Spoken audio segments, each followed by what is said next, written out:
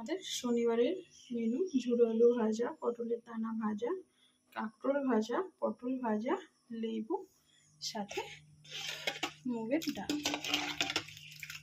তো চলো, চুপ কর একটু।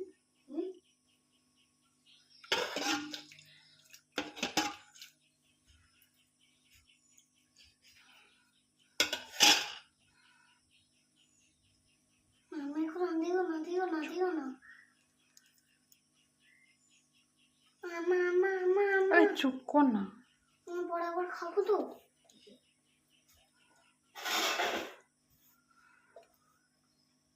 এরকম ভাতের সঙ্গে এখন ঝুড়ো আলু ভাজা নিয়ে জাস্ট একটা বাইট দিতে হবে, অসাধারণ।